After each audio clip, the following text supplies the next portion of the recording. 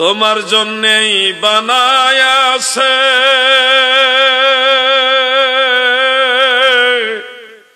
আমার আল্লাহ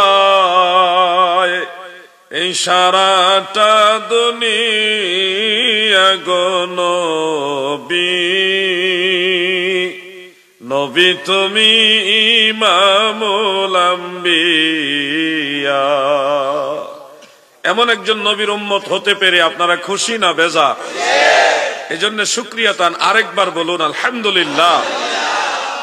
দেখেন আল্লাহ তাআলা আমাদেরকে চাইলে হযরত আদম থেকে হযরত ঈসা পর্যন্ত এই সকল নবীদের কোন না কোন নবীর উম্মত বানাইতে পারতেন।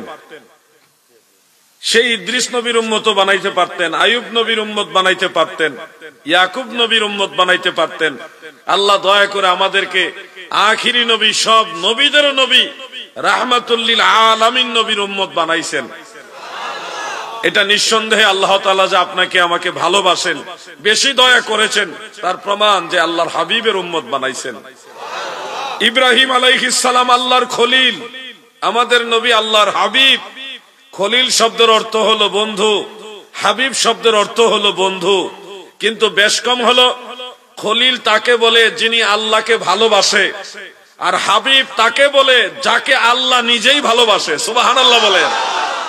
আমাদের আল্লাহ আমাদেরকে যাকে ভালোবাসেন সে হাবিবুল্লাহ রাহমাতুল লিল আলামিন নবীর উম্মত বানাইছেন।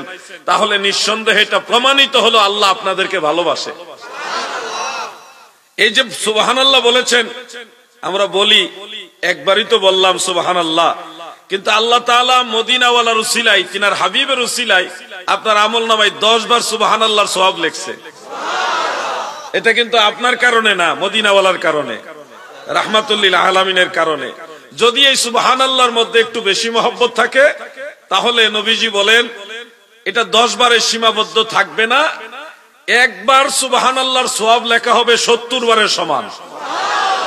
এটা আল্লাহর হাবিবের হাদিস শরীফ শোনাচ্ছি। প্রিয় নবীজি বলেন যদি আরেকটু বেশি মহব্বতে আমার উম্মতেরা সুবহানাল্লাহ বলে আমলনামায় 70 বারের সওয়াব লেখা হবে না, এটা 700 বারের সমান সওয়াব লেখা হবে। আল্লাহ তাআলার কি খাস দয়া। দয়াল নবীজি বলেন আমার উম্মত যদি আল্লাহর প্রেমে বিভোর হয়ে সুবহানাল্লাহ একবার বলে, যদি এই একবার বলাতে আল্লাহ খুশি হয়ে যায়, তাহলে আপনার এই সওয়াবটা 700 বারও লিমিট থাকবে না, এটা আনলিমিটেড হয়ে যাবে। মানে বেগাইরে হিসাব, আল্লাহ যতদূর দিয়া খুশি হয় ততটুকুই নেকি আপনাকে দিবে। সুবহানাল্লাহ। এজন্য আমাদেরকে আল্লাহ কত ভালোবাসে, এত সুযোগ সুবিধা। দেখেন নূহ আলাইহিস সালাম 950 বছর হায়াত পাইছে, তিনার উম্মতেরও তো এরকম লম্বা লম্বা হায়াত পাইছে। কোন কোন নবীর উম্মতেরা 400 বছর 500 বছর হায়াত পাইছে, আর আমরা তো 60-70 বছর হায়াত হলেই মোটামুটি এক ধরনের দুর্বল হয়ে যায়। তো এই অল্প সময়ে আগের নবীর উম্মতদের চাইতে বেশি নেকি না করলে তাহলে আমাদের নবীর উম্মত হিসেবে মর্যাদায় বড় হব কিভাবে? এই জন্য অল্প সময়ে বেশি সুযোগ সুবিধা আল্লাহ তাআলা নবীজির খাতিরে করছেন। যেমন একটা উদাহরণ দিচ্ছি, আপনারা যে ফজরের নামাজের সুন্নত পড়েন 2 রাকাত, আল্লাহর হাবিব বলেন এই 2 রাকাত সুন্নতের মর্যাদা খায়রুম মিনাদ দুনিয়া ওয়া মা ফিহা। উম্মতেরা গো, এই দুনিয়ার মধ্যে যত ধন রত্ন আছে, যত খাজিনা ভান্ডার আছে, যত অর্থ আছে, ডায়মন্ড গোল্ড আছে, সবকিছু যদি এক পাল্লায় রাখা হয়, আমার উম্মতের 2 রাকাত সুন্নত নামাজ ফজরের সুন্নতের মর্যাদা আল্লাহর কাছে আরো বেশি হয়ে যাবে।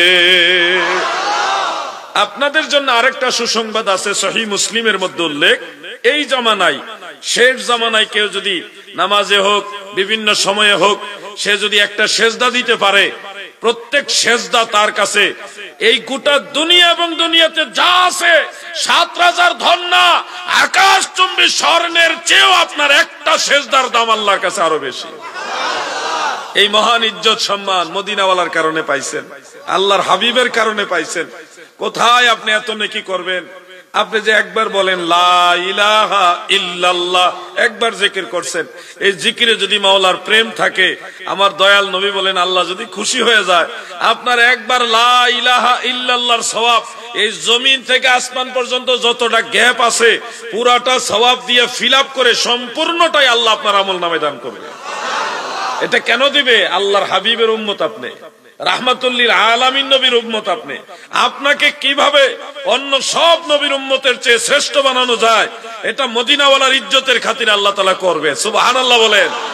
এই জন্য আমরা জিকিরে দুরুদে কখনো কোনো কার্পণ্য করব না, ইনশাআল্লাহ বলেন। দুরূদ শরীফ আল্লাহুম্মা সাল্লি মারহাবা মাওলানা মুহাম্মদ ওয়া আলা আলি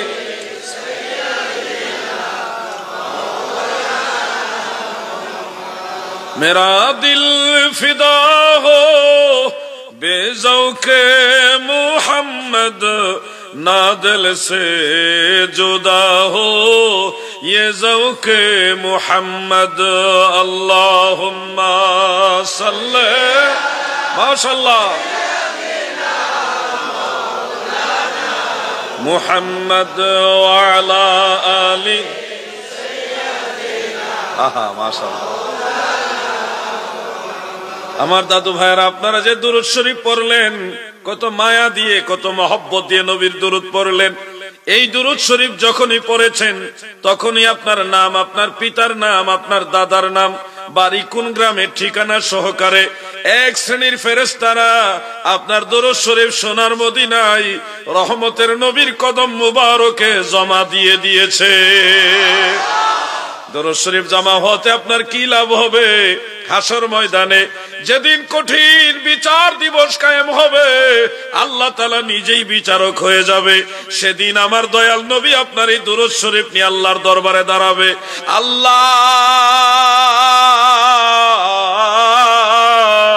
আমার গুনাহগার উম্মত আপনার আদালতে সে ফেসে গেছে, আটকিয়ে গেছে। মাওলা গো, আমি রাহমাতুল লিল আলামিন নবী সাক্ষী দিলাম, সুপারিশ করতেছি, আমার এই উম্মত আমি রাসূলুল্লাহর দরুদ পড়েছে, এই হলো তার দরুদ, আমার কাছে তার ডকুমেন্ট আছে।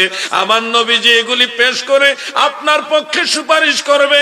আমার দয়াল নবী বলেন, আমি রাসূলুল্লাহ যার পক্ষে সুপারিশ করব, আমার আল্লাহ খুশি হয়ে তাকেই জান্নাতে দিয়ে দিবে। তাফসীরে কবীরের মধ্যে ইমাম ফখরুদ্দিন রাজি রাহমাতুল্লাহ আলাইহি ওয়ালা সাউফা ইউতিকা রাব্বুকা ফাতারদা, এই আয়াতের তাফসীরের মধ্যে উল্লেখ করেছেন প্রিয় নবীজির হাদিস শরীফ। দয়াল নবীজি বলেন, আমার একজন গুনাহগার উম্মত যদি জাহান্নামে থাকে, আমি রাহমাতুল লিল আলামিন নবী একজন গুনাহগার উম্মত রেখেও জান্নাতে যাব না। সুবহানাল্লাহ বলেন। তাহলে কত ভালোবাসে আমার দয়াল নবীজি আপনাদেরকে, কত ভালোবাসে। ওই তুলনায় আপনারা কি মদিনাওয়ালাকে ভালোবাসেন? ওইরকম ভালোবাসেন না গো দাদু, যতই বলেন ভালোবাসি, ঘাটতি আছে, দুর্বলতা আছে। এই জন্যই তো মসজিদের জামাতে মুসল্লির ঘাটতি পাওয়া যায়, বিশেষ করে ফজরের নামাজে। বেজার হইলেন? ভালোবাসার দাবি মুখেও করতে হবে, কাজেও পরিণত করতে হবে। তাহলে হাসরের ময়দান আপনাকে আর সুপারিশই করা লাগবে না, বিনা হিসাবে জান্নাত আল্লাহ দিবে। কিছু মানুষ আছে তাদের বিচারই হবে না, তাদের বিচারই হবে না। মারা যাওয়ার পরে কবরে মুনকার নকির আসে, প্রশ্ন করে, তারপরে হয় জান্নাতের বাগান কবর হবে, ইল্লিনে অথবা সিজ্জিনে যাবে। কিছু মানুষ আছে যাদের কবরে মুনকার নকির আসবেই না, তারা ইন্তেকালের মাধ্যমেই জান্নাতের বাগানে চলে যাবে। 8 প্রকার মানুষ আছে। কয় প্রকার মানুষ? 8 প্রকার মানুষ যাদের কবরে কোনো প্রশ্ন করা হবে না। মান লা ইউসআলু ফিল কবর, কবরের মধ্যে যাদের প্রশ্ন করা হবে না, তাদের ব্যাপারে হাফেজ জালালউদ্দিন সুয়ুতী রাহমাতুল্লাহ আলাইহি শারহুস সুদুরের মধ্যে এই সবগুলি রেফারেন্স দলিল একসাথে আনছে। আমি কি দুই একটা বলবো? একটা হলো, প্রতিদিন যদি সূরা মুলক তিলাওয়াত করতে পারেন, প্রতিদিন না পারেন, মাঝে মধ্যে গ্যাপ গেল, মেজরিটি সময় আপনারা চেষ্টা করলেন সূরা মুলক, তাবারাকাল্লাযী বিয়াদিহিল মুলক ওয়া হুয়া আলা কুল্লি শাইইন কাদির। এই সূরাটার মধ্যে 30টা আয়াত আছে। রাহমাতুল লিল আলামিন নবী, আমার দয়াল নবীজি বলেছে, এই সূরা যারা তেলাওয়াত করবে তাকে কবরের মধ্যে কোনো ফিতনায় গ্রাস করবে না, কবরের কোনো সওয়াল, কোনো প্রশ্ন দিয়ে তাকে ডিস্টার্ব করা হবে না। সে ইন্তেকালের মাধ্যমে ঘুমাবে আর জান্নাতের বাগানে রূহ নিয়ে যাওয়া হবে। একটু কষ্ট, আমলটা কষ্টই তো, আমল করতে গেলে একটু কষ্ট হয়, কিন্তু এই কষ্ট তো আর মরার পরে করা লাগবে না, মরার আগেই। এই কত বছর একটা মানুষ হায়াত পাইলো, গড়ে আমি ধরলাম 60 বছর, 60 বছরের মধ্যে একটা বাচ্চা তা প্রায় 10 বছর চলে যায় শিশুকাল, তাহলে মাইনাস হয়ে গেল 10, মাত্র আর 50 বছর। এরপরে বৃদ্ধকালে একেবারেই দুর্বল হয়ে যায়, লেজি হয়ে যায়, অথবা একেবারেই জয়ীফ হয়ে যায়। ওই সময় ধরেন 5-7 বছর, শেষ বয়সটা অ্যাক্টিভ ভাবে আমল করতে পারে না। ওখানে ধরেন আরো 5 বছর বাদ দিলাম, তাইলে 50 থেকে 5 বাদ দিলে আর কত 45 বছরের সবটাই কি দিন না রাতও আছে? তো রাতের মধ্যে ন্যূনতম 8-10 ঘন্টা তো আপনারা ঘুমান নাকি? আমার দাদু ভাইয়ারা কি জানে বলতেছিলাম, সূরা ভুলে গেছেন নাকি? ওয়াজ ভুলে গেলে হবে না, মনে রাখতে হবে। আমরা চাই মানুষের মধ্যে ধর্মের সংস্কার আসুক, ধর্মের পরিশুদ্ধতা আসুক, ধর্মের মধ্যে আমলের যে পিউরিটি এটা আসুক, এটা আমরা চাই। সুন্নিরা সব সময় এটা চায়, চায় কিনা ভাই? আমরা আমাদের নিজেদের বানানো দল করি না, আমরা মদিনাওয়ালার দল করি। আমাদের দলের প্রতিষ্ঠাতা রাহমাতুল লিল পৃথিবীর সমস্ত পীর মাশায়েখ উলামা ফুকাহা ফুজালা খুলাফা সুলাফা আউলিয়া সবাই সেই নবীর দল সুন্নি জামাতের অনুসারী, ঠিক কিনা বলেন? প্রিয় ভাই আমার, 8 প্রকার মানুষ যাদের কবরের মধ্যে মুনকার নকির এসে প্রশ্ন করা লাগে না, আমার আল্লাহ তাদেরকে প্রশ্ন করার মাধ্যমে বিরক্ত করবে না, সম্মান দিয়ে তাদেরকে এই ঘাট পার করায় দিবে। তাদেরকে সরাসরি ইল্লিনের মধ্যে জান্নাতের বাগানে শোয়াবে। কেমন ভাবে শোয়াবে জানেননি? যেটা মিশকাত শরীফের মধ্যে উল্লেখ, তার দৃষ্টিশক্তি যত দূর পর্যন্ত যাওয়া সম্ভব, আমার দয়াল নবী বলে তার কবর তত দূর পর্যন্ত প্রশস্ত করে জান্নাতের বাগান বানায় দেওয়া হয়। এটা হলো মৃত্যুর আগ পর্যন্ত, কিয়ামতের আগ পর্যন্ত। যেটা আমি বলতে চেয়েছিলাম, আমি আবার কথাটা নতুন করে প্রথম থেকে বলি, নাইলে আপনাদের মেমোরিতে জিনিসটা পুরোপুরি খেয়াল থাকবে না। একটা মানুষের হায়াত সর্বোচ্চ বা গড়ে আমরা যদি 60 বছর ধরি, এই 60 বছরের মধ্যে শিশুকাল চলে যায় 10 বছর, নামাজ কালাম দোয়া দরুদ শিখতেই তো চলে যায় 10 বছর, বাকি থাকে 50 বছর। এর মাঝে বৃদ্ধকালে একেবারে দুর্বল যখন হয়ে যায়, তখন ইবাদত ওইভাবে মানুষ করতে পারে না, তখন ধরে নিলাম 5 বছর, এখানে আরো 5 বছর মাইনাস হয়ে গেল, তাহলে রইল আর কত বছর? 45 বছরের মাঝে আপনার তো সবটাই দিন না রাতও আছে। 8 থেকে 10 ঘন্টা মানুষ ঘুমায়, প্রত্যেকেই ঘুমায়, ঘুমাইতেই হয়, মানুষ ঘুমাতেই হবে আপনাকে। তাহলে এখানে আপনার 45 বছরের একেবারে না হলে 70% সময় আপনার ঘুমের মধ্যে চলে যায়।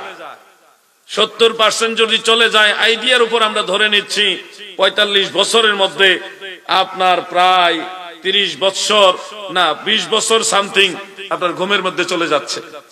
20 বছরই বাদ দিলাম, আর কত রইল? 25 বছর হলে আপনার দিনে জাগ্রত অবস্থায় কাটবে। এই 25 বছরের দিনের জাগ্রত অবস্থার পুরোটাই তো আপনার নামাজ কালাম জিকির আজকার তসবিহ তাহলিল ইবাদত বন্দেগী নিয়ে কাটাইবার সুযোগ নাই। ব্যবসা বাণিজ্য আছে, চাকরি নকরি আছে, বিভিন্ন লেনদেন আছে, জমি জমা আছে, কত কাজ। এর ফাঁকে হলো নামাজ।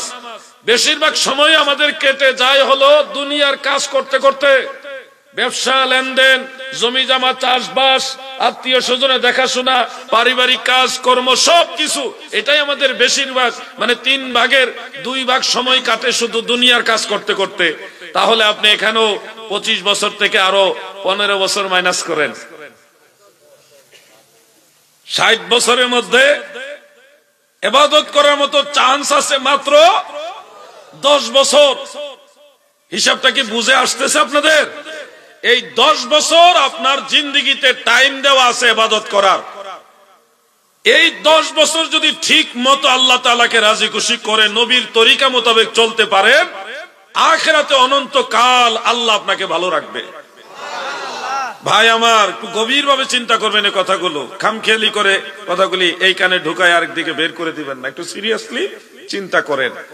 এর মাঝে 10 বছরে আপনার আগের নবীর উম্মতেরা কোথায় 900 950 বছর হায়াত, 400-500 বছর হায়াত, আপনি পাইতেছেন মাত্র 10 বছর। এই 10 বছর আগের এই নবীদের সবার চাইতে সেরা হইবেন কেমনে?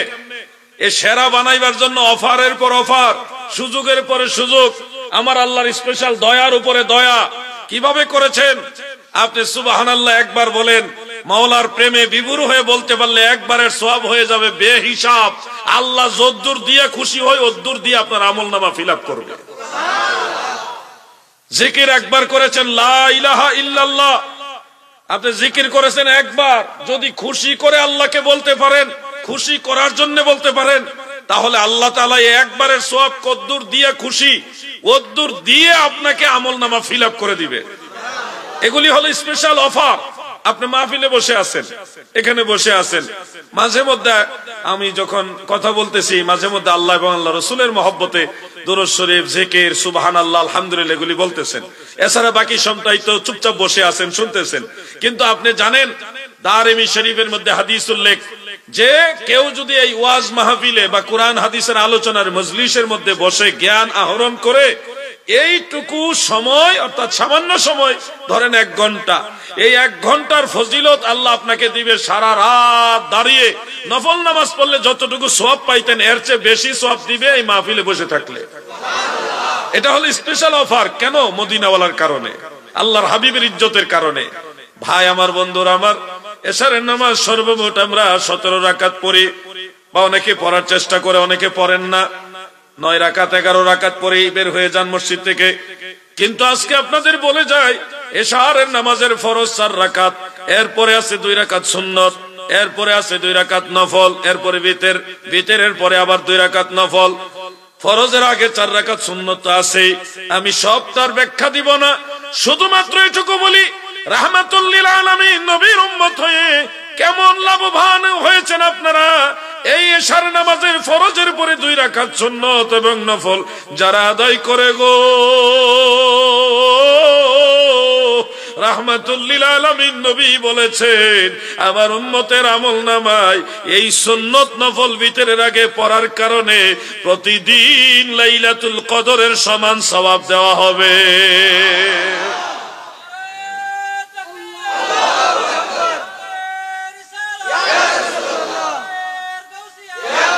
আমার ভাইয়েরা গো,